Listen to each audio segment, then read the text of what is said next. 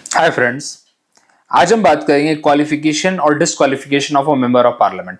मतलब क्या क्वालिफिकेशन चाहिए मेंबर ऑफ पार्लियामेंट बनने के लिए और क्या क्या ऐसे कंडीशंस हैं, अगर वो फुलफिल हो जाती हैं तो एक एमपी जो होता है, मेंबर ऑफ पार्लियामेंट होता है, वो डिसक्वालीफाई हो जाता है। आप ये सोचेंगे ये टॉपिक, ये तो पार्लियामेंट का है। और मैं देखिए आपको हर बार बोला है मैंने कि पार्लियामेंट जो भी टॉपिक्स में यहाँ पे कंडक्ट कर रहा हूँ उसका कहीं ना कहीं एक स्ट्रांग लिंक है पीवाईक्यू से। आप अगर पीआईक्यू मेरे साथ कर रहे हैं तो इसका मतलब यह है कि उसको मैं लिंक करके उसके साथ जोड़ के पढ़ा रहा हूं, क्योंकि बार बार एक दो बार क्वेश्चन पूछे जा चुके हैं इसके ऊपर और अब काफी डिटेल में पूछे जाते हैं। तो कहीं ना कहीं हमें पढ़ने की जरूरत है इसको। और क्योंकि देखिए मैं पार्लियामेंट अगर वन गो में पढ़ाऊंगा तो आपको लगेगा यार कि बहुत सारी चीजें मिस हो जाएंगी। अगर एक टॉपिक को लेके अगर मैं 15 से 20 मिनट का एक वीडियो बनाता हूँ, डिटेल में बताता हूँ, तो कहीं ना कहीं आपके दिमाग में बैठेगा वो। और पीआईक्यू के साथ कनेक्शन है बता रहा हूं, तो इसका मतलब बहुत हाईली इंपॉर्टेंट हो जाता है। फिर अब देखिए कौन से आर्टिकल में मेंशन है, क्योंकि इस तरह क्या होता है मैं आर्टिकल के साथ जाऊंगा, आपको बोर भी नहीं होगा, तो बने रहिए थोड़ा। ओके, आपको आखिरी तक मजा आएगा। इसमें भी डिस्कस करेंगे कि उसकी सैलरी क्या होती है, ओथ कौन कंडक्ट कराता है, साथ ही साथ उनकी अपनी जो सीट है वो वैकेट कैसे हुई, खाली कैसे हो सकती है। डिस्क्वालिफिकेशन तो अलग केस है, उनकी सीट कैसे खाली हो सकती है। डिस्क्वालिफिकेशन तो एक तरीका हो सकता है, और भी बहुत सारे तरीके हैं ना सीट खाली होने के, तो वो क्या होते हैं वो भी डिस्कस करेंगे। अब यहां पे देखते हैं क्वालिफिकेशन की बात कर लेते हैं पहले कि भाई क्वालिफाइड पर्सन क्या है। भाई सबसे पहले होता है सिटीजन ऑफ इंडिया। अब हमारे यहाँ पे कहीं नहीं लिखा है कि सिटीजन ऑफ इंडिया वो कैसे है, एक्वायर्ड है, बाय बर्थ है, बाय रजिस्ट्रेशन है, किस मेथड से है, ये कहीं मेंशन नहीं है। ये बात आप दिमाग में रखेंगे। सिर्फ लिखा है citizen of India, that is full and final, so we will go with that only. अगर एग्जाम में दिया गया like he become the citizen through acquisition and then he become the MP, no problem. हमारे यहाँ पे सिर्फ citizen of India लिखा है और कोई कंडीशन नहीं लिखी है। ओके, लोकसभा के लिए 25 साल, राज्यसभा के लिए 30 साल।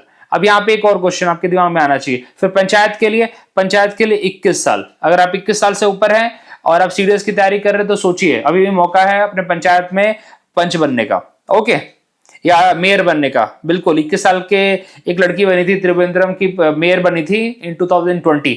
She was the youngest one two do. Okay, बस थोड़ी सी पॉलिटिकल बैकिंग रखिए। आगे बढ़ते हैं।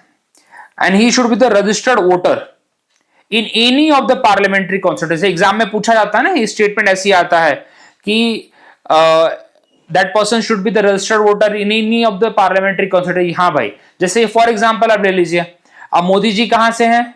मोदी जी गुजरात के हैं, लेकिन लड़े कहां से वो चुनाव?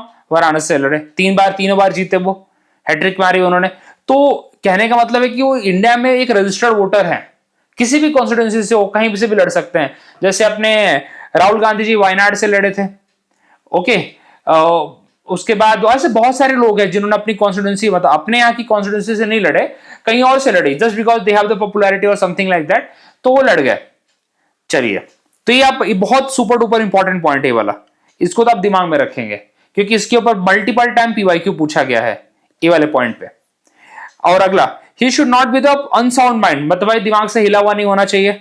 भाई कॉम्पिटेंट कोड, वो भी प्रूव होना चाहिए। अगर अनसाउंड माइंड गए तो सीधा आपके, अगर मेरा आप रिसेंट वाला पीआईक्यू सीरीज देखें, पीआईक्यू का जो पार्ट देखेंगे, उसमें यही लाइन दी थी कि that person should not be of the unsound mind. और उसको डिक्लेयर कौन करेगा? उसको मेडिकल प्रैक्टिशनर कोई डिक्लेयर नहीं कर रहा है, उसको एम्स का डॉक्टर नहीं डिक्लेयर कर रहा, उसको पहले कॉम्पिटेंट कोर्ट, ऑल्दो कॉम्पिटेंट जो कोर्ट है, जो भी कोर्ट है, हाई कोर्ट है, लेट्स से सुप्रीम कोर्ट है, कहीं ना कहीं से डॉक्टर का ही रेफरेंस ले रहा है, लेकिन जो अप्रूविंग अथॉरिटी है वो कोर्ट है यहाँ पे। ठीक है, अभी कहीं नहीं लिखा है कि हाई कोर्ट होना चाहिए कि सुप्रीम कोर्ट होना चाहिए। It is a competent court. अगर क्वेश्चन ऐसा आ जाए कि he should not be unsound mind declared only by the supreme court, तो वहां पे अगेन डाउट हो जाएगा कि only by the supreme court बोला है। भाई कोई भी कोर्ट कर सकता है, कोई प्रॉब्लम नहीं है। यहाँ पे कॉम्पिटेंट कोर्ट मतलब लोअर कोर्ट को भी है, कोई प्रॉब्लम नहीं है। चलिए आगे बढ़ते हैं। He should not be undischarged insolvent. देखिए ये वाला जो प्रोविजन है ना, अपने आप में काफी घातक प्रोविजन है।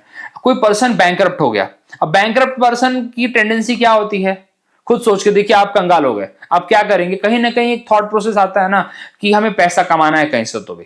Correct, that's a basic thing यार, बेसिक चाहिए। तो अब पर्सन जब उस पोजीशन में बैठा है तो what like things he can think about? Corruption, unethical practices. Okay, तो वो प्रैक्टिसेस उस पर्टिकुलर पोजीशन पे जाके ना करे वो। और उसके पास तो पावर टाइप भी है, पावर भी है।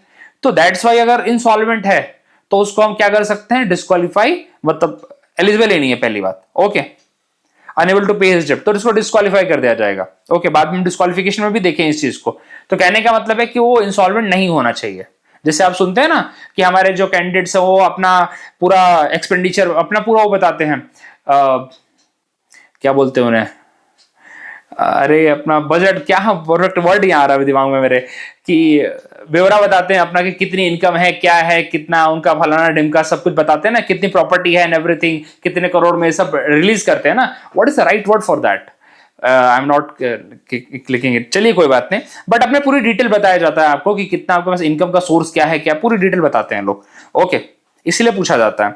नो ऑफिस ऑफ प्रॉफिट, देखिए हमारे यहाँ पे office of profit is still not defined, office of profit is not defined in the parliament, sorry not defined in the constitution. ये पार्लियामेंट के विल के ऊपर छोड़ा गया है, पार्लियामेंट इसको टाइम टू टाइम पे ऑफिस ऑफ प्रॉफिट की डेफिनेशन चेंज करती रहती है, और सही बताओ अपने विल पे ही करती रहती है। ओके, कभी किसी मिनिस्टर को बचाना हो तो उन्होंने ऑफिस ऑफ प्रॉफिट से और एक कोई पर्टिकुलर कंडीशन निकाल दी उन्होंने, ये करते रहते हैं लोग। ओके, सो अगेन दिमाग में रखिए कि ऑफिस ऑफ प्रॉफिट बहुत जगह पे आपको मिलेगा, प्रेसिडेंट के लिए भी मिलेगा, डिप्टी प्रेसिडेंट के लिए भी मिलेगा, आप बहुत जगह पे इसको देखेंगे, जितने भी गवर्नमेंट आप कॉन्स्टिट्यूशनल पोस्ट आप देखेंगे तो वहां पे office of profit is one of the key provision. Okay, एक तरह से प्रॉफिट मेकिंग, आपको मतलब डुअल ऑफिस ना हो आपके पास, ये समझ लीजिए आप। ओके, बट यहां पे भी होता है कि भाई एक पर्टिकुलर मिनिस्ट्रियल पोस्ट के लिए वैसे नहीं होता, आप दो पोर्टफोलियो ले सकते हो, ऐसी बात नहीं है इसके अंदर। ओके, तो अगेन वही office of profit is a वेग टर्म, उनको उन्होंने अपने हिसाब से डिफाइन करना है, कभी ना कभी इसके लिए भी डिस्कस करूंगा कि किस प्रोविजन के साथ वो लोग करते हैं। Okay, that I will discuss. तो ये चीज आपको दिमाग में रखनी है कि क्वालिफिकेशन के लिए क्या, ये तो आपको दिमाग में रहता ही है 25-30 साल, साथ ही साथ वोटर, ये तो सुपर डुपर इंपॉर्टेंट है, याद रखिएगा। और थोड़ा सा इसको भी देख लीजिएगा एक बार, ये 4th 5th and 6th। Okay, कि अनसाउंड माइंड का नहीं होना चाहिए, इंसॉल्वेंट नहीं होना चाहिए, और ऑफिस ऑफ प्रॉफिट आपको देख के भी लगेगा कि ऑफिस ऑफ प्रॉफिट तो बहुत बार आप पढ़ रहे हो, तो आपको दिमाग में याद हो जाएगा, इसको अलग से आपको सोचने की भी जरूरत नहीं है। Just go with unsound mind and undischarged insolvent. चलिए, अब यहाँ पे भाई कुछ एडिशनल क्वालिफिकेशन क्या है, as per the representation of people act 1951, वो जो ऊपर लिखा था वो 84 आर्टिकल में लिखा हुआ था, हमारे जो कॉन्स्टिट्यूशन का पार्ट है, लेकिन अलग से जो रिप्रेजेंटेशन ऑफ पीपल एक्ट है उसके थ्रू क्या है भाई, आपकी सजा 2 या 2 साल से ज्यादा नहीं होनी चाहिए, वो भी क्रिमिनल केस में। Okay, disqualified if convicted for a crime and sentence to imprison for 2 or more year. Okay, अब एक और बात, जैसे unless a period of 6 year has pass since release, कहने का मतलब क्या है कि 2 या 2 साल की सजा हो गई, उसके बाद 6 साल का टाइम उसके बीच में लैप्स हो जाना चाहिए, मतलब समझ रहे आप, मतलब पूरे आगे की 6 साल, और अब समझ लीजिए सजा हो गई 4 साल की, तो आगे का 6 साल और, तो 10 साल तक तो आप चुनाव ही नहीं लड़ सकते। पहली बात तो ये 4 साल के लिए सजा हो रखी, तो उस टाइम तो चुनाव नहीं लड़ सकते आप, प्लस आगे का 6 साल और। देखिए यहाँ पे unless a period of 6 year has been pass since release, जैसे आप बाहर निकले उसके बाद, जैसे हमारे जो अभी कौन है लालू जी, चारा घोटाला में अटके, कितना लंबा टाइम से अभी चुनाव ही नहीं लड़ पा रहे अभी तक, 2012-13 में लटके थे चारा घोटाला में वो, और कितने साल की सजा हुई थी, उसके बाद वापस से वो और 6 साल उसके आगे ऐड कर लीजिए आप, करियर खत्म हो जाता है। तो ये देखिए 6 साल का जो टाइम पीरियड है ना, एक तरह से इसलिए रखा गया है कि आप डरेंगे ये सब क्रिमिनल एक्टिविटी में पार्ट लेने से, तो दिमाग में रखेंगे कि 6 साल वाला इंपॉर्टेंट काफी है। ओके, 2 साल से 2 या 2 साल तो है ही, उसके बाद 6 साल और, ठीक है, तब तक आप चुनाव नहीं लड़ सकते। और ऐसा पाया गया, देखिए ऐसा पाया गया कि आपने ऐसा कुछ ब्रीच किया है, आपने डिस्क्लोज नहीं किया ये सब चीजें, तो फिर डिस्क्वालीफाई कहलाएंगे, सिंपल सी बात है आप, और क्या। Must submit affidavit on election nomination all the criminal records if any, asset liability, हाँ वही एसेट बोल रहा था मैं, एसेट, कितना एसेट होता है, कितना नेटवर्थ है, सॉरी कितना नेटवर्थ है इनका, हम सुनते हैं ना भैया ये हमारे ये पॉलिटिशियन का कितना नेटवर्थ है, पीएम का कितना नेटवर्थ है, सीएम का कितना नेटवर्थ है, नेटवर्थ उन्हें डिस्क्लोज करना पड़ता है, सारी एसेट लायबिलिटी सब कुछ उन्हें डिस्क्लोज करना पड़ता है। ओके, ये सारी चीजें, तो ये सारी इनकी क्वालिफिकेशन, मतलब क्वालिफिकेशन मतलब डिजायरेबल कंडीशन है। वैसे अगर सही में क्वालिफिकेशन की बात करो ना, तो यहाँ पे इतना ही बहुत है, 25 साल, एक वोटर रजिस्ट्रेशन, ये बेसिक है, सेकेंड और थर्ड वाला बहुत बेसिक है, और फर्स्ट वाला सिटीजन ऑफ इंडिया, ये 3 बेसिक है। बाकी आप यहाँ पे देखिए तो आपकी समझदारी के ऊपर है, आप इसको पढ़ के भी समझ सकते हैं, लेकिन बेसिक वो 3 तो याद रखेंगे आप लोग। चलिए अब देखते हैं भाई ओथ ऑन अफर्मेशन क्या है इनका। अब एक और बात, ओथ ऑन अफर्मेशन जितने भी हमारे एमपीज हैं उनका कहां पे मेंशन है, 3rd शेड्यूल में उनका भी मेंशन है, लेकिन 3rd शेड्यूल में 2 ऐसे ऑफिस हैं जिसका ओथ एंड अफर्मेशन मेंशन नहीं हो, कौन है, प्रेसिडेंट एंड गवर्नर, प्रेसिडेंट का आर्टिकल नंबर 60 में आता है और गवर्नर का 159 आर्टिकल में आता है, इन दोनों का मेंशन नहीं है, ये बहुत बार मैं बता चुका हूं आप लोगों को। अच्छा, इनको ओथ कौन दिलाता है, ये बात दिमाग में रखेंगे आप, ये बहुत बार पूछा जाता है, लोगों को लगता है इनका ओथ स्पीकर दिलाता है। पहली बात, इनका जो ओथ है as per the article 99 president दिलाता है। और साथ ही साथ एक और बात बताना चाहता हूं मैं आपको, प्रेसिडेंट के बिहाफ में कौन दिला रहा है, सही बताऊं तो आपको प्रोटम स्पीकर दिलाता है। आपको याद आया कुछ प्रोटम स्पीकर के बारे में, जिसको पहले मीटिंग के लिए अपॉइंट किया जाता है by the president of India. तो by the president of India अपने लिए वो प्रेसिडेंट ऑफ इंडिया अपॉइंट कर रहा है, भाई तू ये सबको शपथ वपथ दिला, काम मेरा है, चुपचाप से तू कर। तो pro tem speaker is nothing but a person who is appointed by the president of India so that he can conduct the oath of MPs, ministers and as well as also conduct the election of the speaker of the house, क्योंकि पहले session में speaker का भी election हो जाता है। Okay, तो ये सारी चीजें प्रोटम स्पीकर का रहता है। तो दिमाग में रखिए कि ओथ एंड अफर्मेशन कौन लेता है, प्रेसिडेंट लेता है, और प्रेसिडेंट के बिहाफ में कौन ले रहा है, प्रोटम स्पीकर ले रहा है। एक थोड़े धागों को कनेक्ट करिए। ओके, कहीं भी लिख लीजिए। अब डिस्क्वालिफिकेशन क्या होता है भाई, एक तो डिस्क्वालिफिकेशन आप जानते हैं, एंटी डिफेक्शन जानते हैं ना आप, कि एंटी डिफेक्शन के ग्राउंड पे आप उनको डिस्क्वालीफाई कर सकते हैं। एक तो ग्राउंड आपको पता है, जिसके अंदर 4 अपने आप में प्रोविजंस रखे हैं कि अगर आप पार्टी के विप को नहीं मानोगे, या पार्टी को लीव कर दोगे, वॉलंटरी रिजाइन कर दोगे, या फिर पार्टी यहां पे आप इंडिपेंडेंट मेंबर हो तो किसी पार्टी को ज्वाइन कर लोगे, नॉमिनेटेड हो तो आप 6 महीने के बाद कोई पार्टी को ज्वाइन करो, ये सारी कंडीशन तो आती है एंटी डिफेक्शन में, जो कि 10th शेड्यूल का पार्ट है।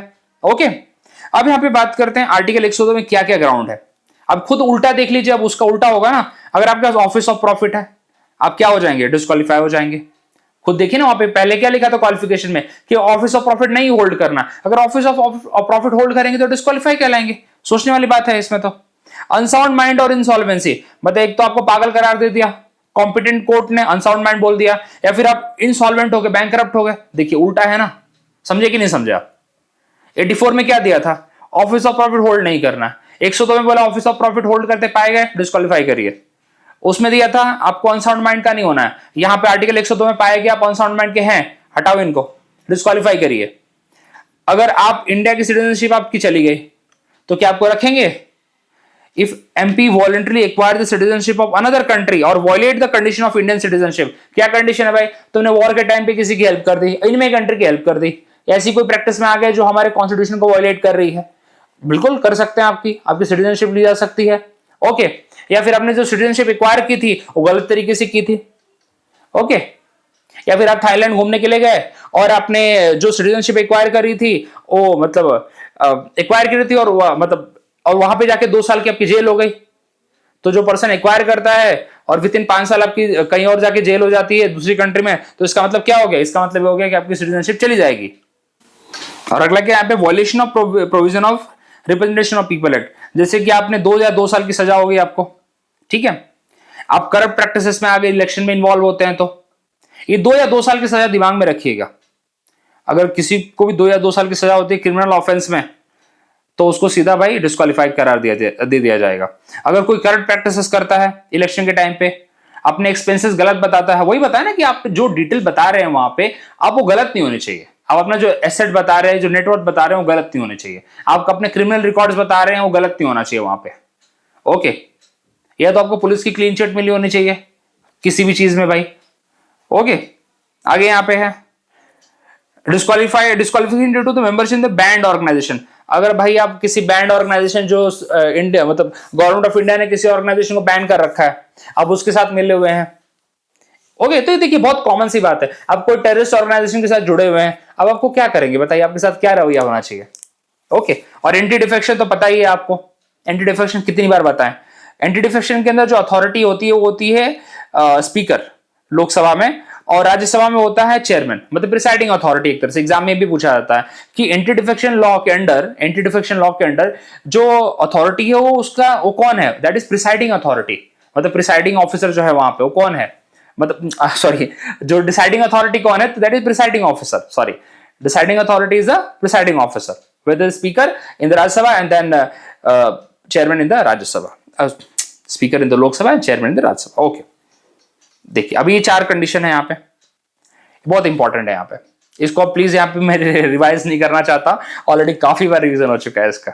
ओके इफ दे अभी देखिए, एक पार्टी के विप के अगेंस्ट अगर आप जाएंगे तब इंडिपेंडेंट मेंबर कोई पॉलिटिकल पार्टी ज्वाइन कर ले, जबकि उसको चूज किया था एज ए इंडिपेंडेंट एमपी, उसके पार्टी उसके कॉन्स्टिट्यूंसी के लोगों ने चूज किया था, मतलब अपने लोगों के साथ विश्वासघात किया उसने, और नॉमिनेटेड मेंबर ने 6 महीने के बाद कोई पार्टी ज्वाइन की है, 6 महीने के अंदर कोई कर लेगा तो कोई प्रॉब्लम नहीं है।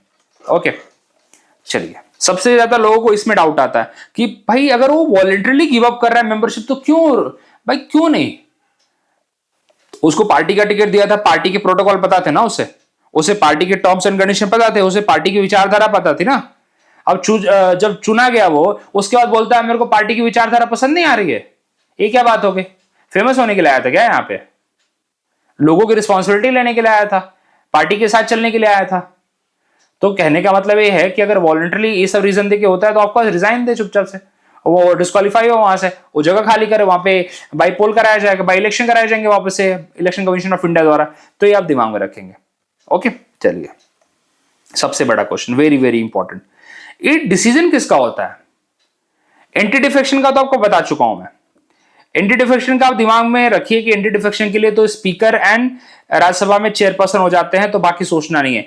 लेकिन बाकी जो अदर ग्राउंड्स है उसके लिए डिस्क्वालिफिकेशन कौन करेगा? President of India. लेकिन किससे कंसल्ट करेगा? इलेक्शन कमीशन ऑफ इंडिया से कंसल्ट करेगा। ये बात आप कहीं ना कहीं लिख लीजिए, वेरी वेरी इंपॉर्टेंट है। चलिए आगे बढ़ते हैं। अब यहां पे जरा और चीजें देख लेते हैं। अब यहाँ पे ऑलरेडी बता दिया मैंने कि करप्ट प्रैक्टिसेस एंड एवरीथिंग, तो एक बार बस इसको रीड कर लीजिएगा। ओके, एमपी एमएलए दोनों के लिए वही है कि as per the representation of people act अगर करप्शन में पाए जाते हैं, ओके मतलब इनप्रेजेंट होता है 2 साल से ज्यादा, कौन से केसेस में? करप्शन के केस में, टेररिज्म रिलेटेड क्राइम्स में, crimes against the state that is sedition, waging war, मतलब एक तरह से आप कंट्री के अगेंस्ट ही सीधी बात कर रहे हो। ओके, तो ऐसे केसेस में अगर आपको 2 या 2 साल से सजा होती है तो आपको भाई डिस्क्वालीफाई किया जाएगा, और ये मेक श्योर किया जाएगा कि आप अगली बार रिप्रेजेंट तब करोगे जब जितनी भी सजा के आपके दिन कट जाएंगे उसके बाद 6 साल घर बैठो तब आओ, मतलब 6 साल आफ्टर द रिलीज आप आओगे, अदरवाइज 6 साल पहले आ गए तो भी आप डिस्क्वालीफाई ही हो तब तक के लिए। ये बात भी दिमाग में रखिए। तो ये ग्राउंड्स आपको एक बार समझ जाएंगे, आप एक बार पढ़ेंगे तो आपको क्लियर हो जाएगा अच्छा क्या क्या ग्राउंड पे किसी को जेल हो रही है। तो ठीक है, corruption is a very important thing यहाँ पे। ओके, अगर आप offence related insulting national flag, ये देखिए कोई भी एंटी नेशनल काम करोगे ना तो भाई वो ध्यान में रखना, एंटी सारी एंटी नेशनल चीजें हैं। Okay, disqualification for government contracts. Okay, तो एक बार इसको रीड कर लीजिएगा बस, दैट्स द ओनली। ओके, जैसे if a member fail to file election expenditure return within the stipulated time they can be disqualified for the 3 years। ये भी एक अलग condition representation of people act की। तो एक बार बस इसको दिमाग में रखना, हाँ ठीक है सब दिया हुआ है, कोई बात नहीं, इतना डिटेल में नहीं जाते कोई भी।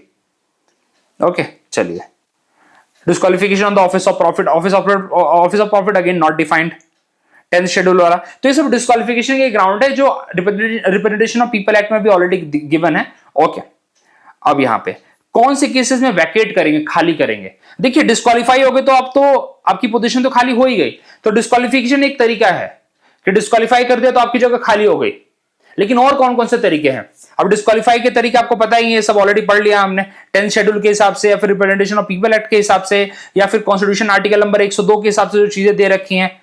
तो जैसे अब ऑफिस ऑफ प्रॉफिट होल्ड करते पाए गए, अनसाउंड माइंड के पाए गए, अनडिस्चार्ज इंसॉल्वेंट हो गए आप, या फिर इंडिया के सिटीजन नहीं रहे, 4-5 कंडीशन अगर आप फुलफिल कर रहे हैं तो आप भाई कोई भी फुलफिल कर रहे हैं तो आप सीधा बाहर जाइए। तो डिस्क्वालिफिकेशन तो एक ग्राउंड है जगह खाली करने के लिए। और क्या क्या ग्राउंड है जगह खाली करने के लिए वो देख लेते जरा।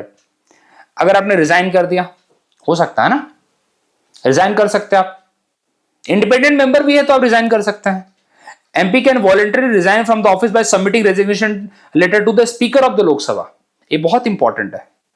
और चेयरमैन ऑफ द राज्यसभा, क्योंकि राज्यसभा का अगर एमपी है तो चेयरमैन को आप सबमिट करेंगे, तो यहां पे प्रेसिडेंट को सबमिट करने की जरूरत नहीं होती, आप प्रिसाइडिंग ऑफिसर को सबमिट कर देंगे, that is more than enough. तो ये बात आप दिमाग में रखेंगे। ओके, ये भी पूछा जाता है कि भाई एमपी किसको देता है। अब लोगों को इसमें समस्या है, लोग भूल जाते हैं, एक एमपी के बारे में पूछा है और एक काउंसिल ऑफ मिनिस्टर के बारे में पूछा है, दोनों में अंतर है ना भाई, दोनों में अंतर है कि नहीं है? तो काउंसिल ऑफ मिनिस्टर की बात तो अलग है, यहां पे काउंसिल ऑफ मिनिस्टर प्रेसिडेंट को देगा ना। ओके, और एमपी किसको देगा? स्पीकर को देगा। तो यहां पे दिमाग में ये भी रखना है कि क्या अगर कोई पर्सन काउंसिल ऑफ मिनिस्ट्री की पोस्ट से रिजाइन दे रहा है तो स्पीकर को सॉरी वो प्रेसिडेंट को दे देगा, लेकिन क्या वो एमपी के पद से भी रिजाइन दे रहा है? ऐसा तो नहीं बोला मैंने। जैसे राजनाथ सिंह को आज डिफेंस मिनिस्टर बनाया, लग रहा है कि he is not capable enough, मान के चलिए, तो उनको बोला आप काउंसिल से रिजाइन दे दीजिए, और रिजाइन दे दे। क्या वो एमपी से भी रिजाइन दे दिया उन्होंने? नहीं भाई, उन्होंने मिनिस्टर से रिजाइन दिया है बस। आपको याद होना चाहिए कि मैंने एक बार पढ़ाया था आप लोगों को कि what is the difference between the minister and this member of parliament.